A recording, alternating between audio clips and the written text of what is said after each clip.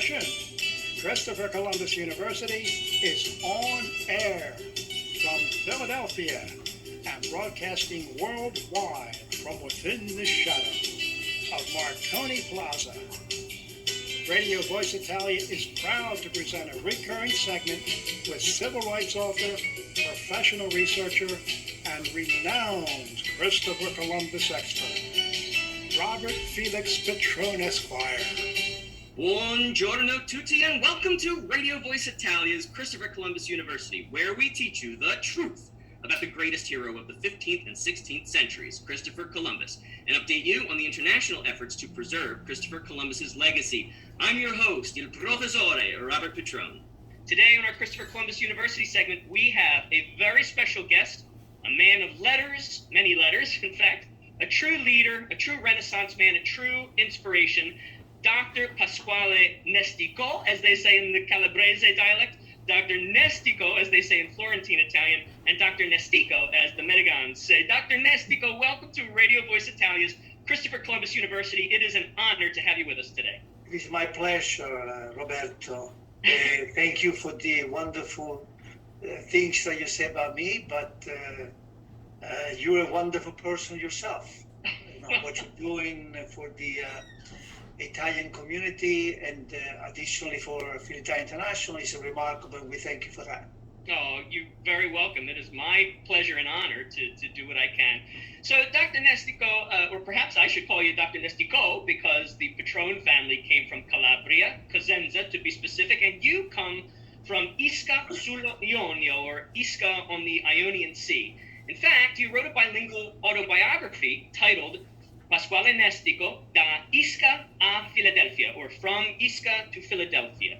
Yes, my hometown is about 1,700 people big, and it is split into two portions. Isca Superiore, which is on top of a hill, 180 meters from the sea level, and Isca Marina, which is at the sea level. And they all started when in 1947 there was an earthquake, and therefore they moved to some of us moved to Isca Marina. I have a beautiful house there that I helped to build when I was a bricklayer from the age of 13 to the age of 17 with my father. A house that we needed to build for my sister Elvira, my beautiful sister, who was supposed to get married. Then after that, she got married, she came here, and my father gave the house to me, and to me it's like a monument, because it remembers me with my youth in my hometown, where I stayed there for about 21, 22 years. So the book Isca, From Isca to Philadelphia is intended with a sense of humility to basically talks about my history, but it could be the history of anybody who really came into America with lots of hopes and lots of wishes, and then with lots of sacrifices. We were able to, lots of us were able to reach the American dream. And it basically, it was written with intent, again, with a lot of humility, that perhaps maybe the youth of our generation, such as my children who were born here, might be able to realize how lucky they are to live in this wonderful land, and how important it is for them to take the opportunity to do whatever they can to reach their goal and their dream, whatever it might be. It can be a bricklayer, it could be a doctor, as long as you do things with honesty and integrity, and perhaps with the intention of helping others while you're helping yourself and your family. Yeah, that is so true, Doctor. You know, I remember when I was 16 or 17, my mother gave me a copy of Lee Iacocca's autobiography and said to me when she gave it to me, "This book will make you proud to be Italian American." And I have to say, I felt the same way about your book, which, as you said, I consider it a heartfelt paean, a heartfelt ode to the American dream, that if you work hard and focus your energy on an identifiable goal, you can achieve it no matter where you came from. Now, you mentioned that you were the son of a Calabrese bricklayer and apprenticed under your father, and as detailed in the book, you left that.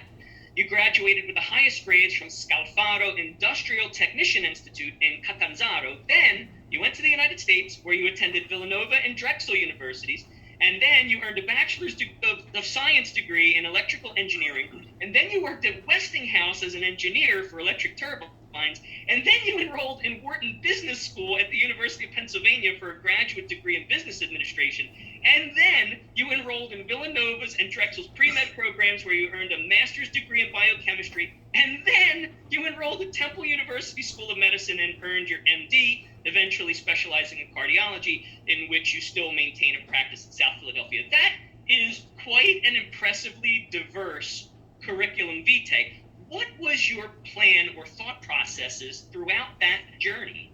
Well, the saying is, when there is a will, there is a way. And I can tell you that it requires a lot of enthusiasm, a lot of desire to accomplish things and reach your goal. And it takes a lot of sacrifice. You can be a genius, but if you think that things comes from the sky, you're terribly wrong. You have to work for it. And I remember that I was so immersed in reaching the goal that nothing was impossible to reach, as long as God gave us health, which is extremely important. So I remember vividly all the nights that I went from Westinghouse and drove an hour to Villanova, and then other nights to go to Drexel to finish my bachelor in electrical engineering, which, by the way, I did in 3.5 years, when it usually takes 8 years if you do this at night. And I just wanted to do something for myself, for my family, in the hope that one day I might be able to help others. And that's what took me into medical school. And that is, it was almost impossible for me to become a doctor in my hometown, because you had to go to, from the technical school, you had to go to the Liceo, then you forcibly had to go to university. And then if you couldn't go to university, you were stuck with basically nothing. Instead, I went to a technical school, which is about a year more than high school. But with that, I was able to teach if I needed to teach. But then I went back, I came back into America. And the moment he called a friend of mine, he was a mechanical engineer. He said to me, "I'm going to say goodbye to you from Westinghouse." I said, "Where are you going?" He said to me, "I'm going to medical school." I was actually accepted to medical school. I never thought at that point that it would have been possible for me. And that is why I decided to quit the Wharton School of Business, where I was accepted, and to go back to Drexel and Villanova to basically get 2 years of my pre-med as I was working with the Westinghouse. And that was really hard for me, because I was with the Westinghouse, but my mind, my heart was in medicine. And then the 24th of December, the day before Christmas, I was given the most beautiful present in my life, when the Dean of Temple University called me that I was accepted to medical school. That was an incredible day for me. I'll bet. And, one thing that you just said about how you have to work for this, you can't just expect it to fall from the sky into your lap, but you also credited God in just now. And one thing that struck me in your book was that you acknowledged San Marziale, or Saint Martial, the Apostle of Aquitaine, as having given you the will and strength to complete that academic journey. Why is San Marziale an important figure in your life? Well, San Marziale is the patron of my hometown. We honored and we celebrated in the month of July. Actually, today they changed to the first Sunday of August, because to allow immigrants, to come back to their hometown and enjoy the festivity, which usually happen in the month of August. We also celebrate the same festivity in South Philadelphia. It's May 15 at St. Richard Church in South Philadelphia. with an Italian mass, a procession, and then a carnival outdoor. So everybody's invited to come. Yeah, when does that mass start, Doctor? What time is that mass at St. Richard's Church? It's 11 to 12, and then 12 to 1:30 is the procession. Then it's the carnival outdoor. And please tell the audience where the church is in South Philly. It's on it's Bigler Street, 19th and Bigler Street in South Philadelphia. If anybody's interested, they can call us at the Filitalia International, because it is one of the chapter of the Filitalia International at 215-334-8882, and I will give them the information. If nobody replies, then leave a question and we'll call you back. So therefore, it's a patron of my hometown. We're very devoted, and hopefully through its intersection, God help us in achieving the good things we're trying to achieve, always for the best of others. Yes. Now, another thing you said in your book that really strummed my heartstrings was you love America like a father and you love Italy like a mother. That is a beautiful sentiment that I think sums up the sentiments of many immigrants. Can you speak to that briefly? I agree with that. And just I wanted to emphasize the fact that the proceeding from the book will go to Filitalia Pasquale Nestico Foundation, whose mission is 100% devoted to Filitalia International, of which you are a proud member, and you're also president of the South Philadelphia chapter, and also in charge of the commission for the justice of our heritages. We really thank you for that. Oh, you're welcome. But that sentence came when I was interviewed by a journalist. Once I became an American citizen 5 years later, and I was extremely proud of that, because I was it basically emphasized the fact that we must love the country that we're living in, because it gave us the opportunity to achieve our goal, to achieve the mission of our life. But never forget your mother, the one that gave you the birth, and that is Italy. And since I love my parents equally, I love both countries equally. That is so beautiful. Now let's talk about Filitalia International. You are a founding member, and Filitalia is sort of a play on words. It means both a love of Italy, but it's also an allusion to the name of Philadelphia, where the organization is headquartered. What is Filitalia, and what is its mission? Well, Filitalia means three things. Love for Italy. It means that was born in Philadelphia of Italian children. And it means that there is a connection, un filo, that connects USA with Italy.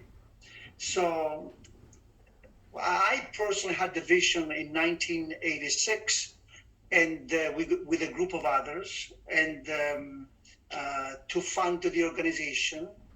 And it started with a show to raise funds for a woman from Italy, and we raised about $30,000 for heart transplantation, which then she received, and unfortunately she eventually died. And we dismantled the whole thing, and then I had the great idea of calling a few people, and I had the name Filitalia. I presented to them, they accepted, and that's how Filitalia it began.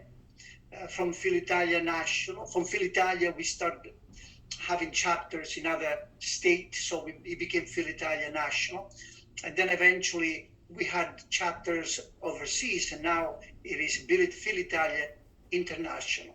The mission of Filitalia is language, culture, and services to others. Service with a capital S, others with a capital O. So it's important for us. So we give a lot of scholarship. We allow children youngsters from 18 to 30 years old to go to Italy for an immersion to the Italian language and culture, and vice versa. They come here because they want to meet the mother organization, as well as doing some experience in their field. That is why we had some students that were medical students, that were nursing. They came to my clinic, to my office, and thanks to Roberto Facchina, who gave us $75,000 when we honored him during our gala that we have in November. And we do a lot of things as well with helping the others with the Christmas Seal program. We raise a fund to help the needy people with a certificate check to go shopping during the holidays. We give toys and clothing to their children. They don't have to be Italian, they don't have to be member, regardless of race and color of their skin and so forth. So we do many other things that is remarkable, actually. And it is an organization that someone stated during the convention, the Filitalia International is an organization that happens every couple of generations. So we're 35 years old. We have as well as a foundation, Filitalia Foundation, which is a 501c3. We own a beautiful center in the midst of Pashank Avenue with a beautiful museum, History of Italian Immigration Museum, and which is actually taken care of by our chairman, Michael Bonasera. And I take the opportunity to thank our president, Paola Bonavitacola, who's a wonderful person. She came from Chieti in Abruzzo. She was actually a teacher of biology for many, many years. Now she's a brilliant architect and builder in the mill line. And she devotes her time to the organization, as well as the executive committee and the board of directors and all the presidents who are our ambassadors to expand the organization anywhere. That's fantastic. Now, I'd love to talk about that history of Italian Immigration Museum for a moment. It's called the Fabrizio and Nestico Center of Language and Culture, named after you in part, and it's at 1834 East Pashank Avenue in South Philadelphia. And it's right across from the Rocky Marziano statue on Pashank Avenue, for those who know it. And the interesting thing about the history of Italian Immigration Museum, it's got a lot of artifacts from Italian immigrants in it, telling the story of Italian immigration to the United States. The Petrone family has artifacts in it, and I'm proud to announce that. But in the early morning hours of Christopher Columbus Day 2018, domestic terrorists vandalized 3 sites in Philadelphia: the Christopher Columbus statue at Marconi Plaza in Philadelphia, the Christopher Columbus obelisk at Penn's Landing, which I hasten to point out has your name on its base among many, many other Italian Americans who were responsible for having it erected. And the third site that was desecrated was the History of Italian Immigration Museum, despite the fact that at the time there was really nothing in the museum dedicated to Christopher Columbus, except perhaps a brief mention of him among the other explorers that were responsible for the founding of the Americas. So can you tell us a little bit, very briefly, because we're short on time, tell us a little bit about that 3-part act of terrorism on Christopher Columbus Day of 2018? There was a tragic moment in our history. I'm sure there were other more tragic events, but this in today's actually era, that was really remarkable to experience some of that. I just wanted to say that the vision of the museum came during a trip that I had to New York, and I presented that to the board of directors, and I was the chair for a couple of years, and then now Michael Bonasera, who actually did a lot of work with his wife Wanda to actually do the physical building and the design, and we're immensely grateful to them for that. But and the mission is really, it started with Italian origin, with the exploration of the continent, and then it finished with the American dreams, speaking about all the accomplishment the American had. And that is the spirit of the museum. There's nothing controversial in the museum. So it was a really tragic, and we really were extremely upset. We caught everything in the camera because we have a video camera, and during the night, that's when this all happened. Thanks God it didn't happen since then, and hopefully it will never happen again. It's a beautiful, small but very gracious museum. Anybody who wants to donate anything, any artifacts from tools that they use in their kitchen, like the pasta maker, to anything like tools that people used to be bricklayer, to be carpenters. We have an entire barber shop from Salvatore Rosati, who donated to the museum. We have a parachute that was actually utilized during World War II, and apparently sold by Italian women. So therefore, we have a lot of things there that are nicely displayed in display with the name of the donation, like we have with the Petrone family. So it is located in a wonderful avenue. Please come and visit us. Again, at 215-334-8882, either when it's open or by appointment. Please let us know. Yeah, thank you. I'm happy to say that my grandfather, Emilio Petrone, he was a cutter, that is a tailor who would cut the fabric for men's suits. And the shears that he used to put food in the mouth of his family are in the museum and proudly displayed. And my great-grandmother's washboard, which she used to wash the clothes of the family, and some of her kitchen tools, which she used to feed the family, and her sewing machine, which she used to clothe the family, are all in there. And I'm very grateful for the museum to give a home to those items. Now, the first exhibit in the tour, ever since that vandalization on Christopher Columbus Day 2018, the first exhibit in the tour, thanks to Michael Bonacera and his wife Wanda, whom you mentioned, now happens to be the exhibit most recently added to the museum, and it's an exhibit about Christopher Columbus as the first founding father and first civil rights activist of the Americas. So the desecration of the museum, which at the time didn't have anything really devoted to Christopher Columbus, caused the museum to create this exhibit to Christopher Columbus. And what can you tell us about that? Well, it's just an example of the history of the Italian immigration and the Italian contribution to the world. Yes, he was the first civil rights individual, and we all should be thankful to him, because we're here because of him. We have an opportunity that nobody else has in the world, to this greatest democracy. Look at what happened in the world, where people are basically, a lot of them are starving to death. They're dying to defend their nation. And we do have this wonderful nation we have to defend. And that is what Cristoforo Colombo is all about. We should honor him for the significant and historical discovery that he had made. Imagine, I came from Italy with basically by boat, and it was not a nice experience. People were basically sick inside the ship, and imagine to come with 3 small caravelle from so far away. That must have been something astonishing that we should all be proud of it. So there's nothing to be ashamed about Cristoforo Columbus. We should be proud of him. We should be proud of our heritage. And he's the most important, it's not the only one, but it's probably the first and most important item in our history of our heritage. And we should talk about it.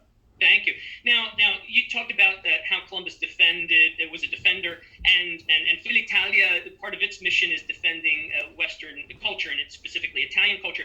Filitalia International donated a considerable amount of money to the federal civil rights lawsuit that was brought by the Conference of Presidents of Italian American Organizations, of which Filitalia International is a member, against the mayor of Philadelphia and his administration for civil rights violations against Philadelphia's Italian American residents, including attempting to remove the Christopher Columbus statue, eliminating Christopher Columbus Day in Philadelphia, but even more troubling, holding out on the COVID vaccine for residents of South Philadelphia's Italian American neighborhood, despite the neighborhood's high geriatric population. Please tell us about Filitalia's generous funding of that lawsuit. Well, thanks to you, Robert. You're part of you're in charge of the Commission for our Heritage Justice. And you have been working very closely with our friend George Bocchetto, who's actually now running for senator for the Senate.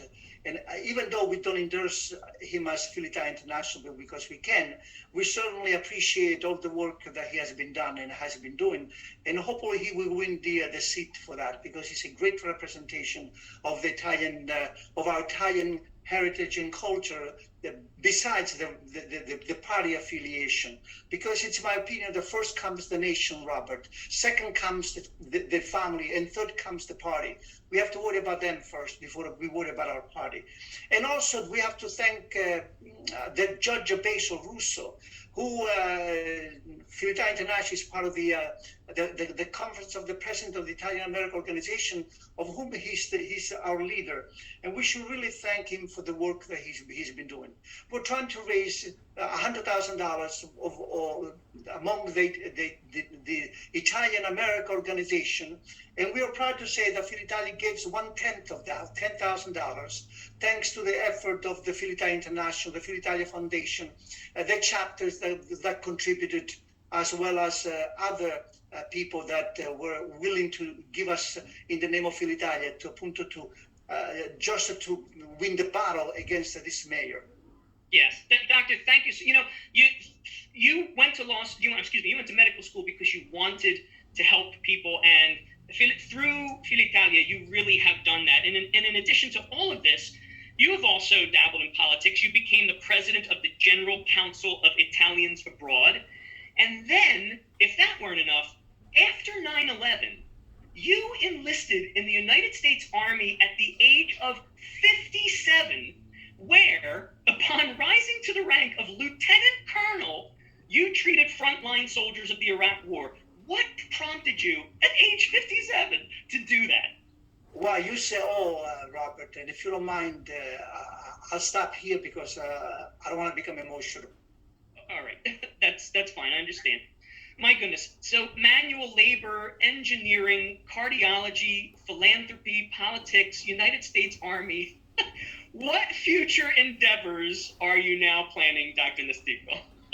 Well, with the help of God and with the help of my family, I got beautiful children and my wife, and all the support from the various members of our organization, Filitalia International and Foundation, which is 99.99 volunteer. We have an international agenda to bring our mission, which is language and culture, and service to others all over the world. We just opened up a chapter in Venezuela. So we're going to Latin America. We have about 9 chapters in Italy and going 10th. So I will be visiting them hopefully in the next few months. So especially helping the needy people, the young people. Filitalia International is an organization that embraced women since the get-go. In fact, not only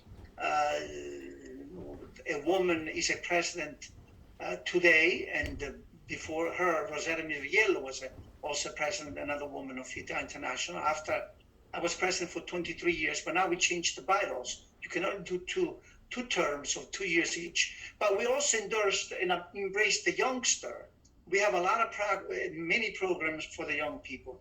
Imagine, Robert, to be able to give a scholarship to young people in Venezuela, Italian descent. You gotta be a member of Filitalia International to receive a scholarship for Filitalia International. Imagine if you're able to help a youngster in Brazil, where $1,000 is worth probably a couple months worth of earning from a worker. So, and also to bring all over the place the possibility to learn the Italian language and the culture, and to learn also about our history, including Cristoforo Columbus. And maybe one day everybody will speak about you, Robert, for all the work you're doing for Cristoforo Columbus. And we heard some of your presentation, including one in Hunterdon County, the chapter there with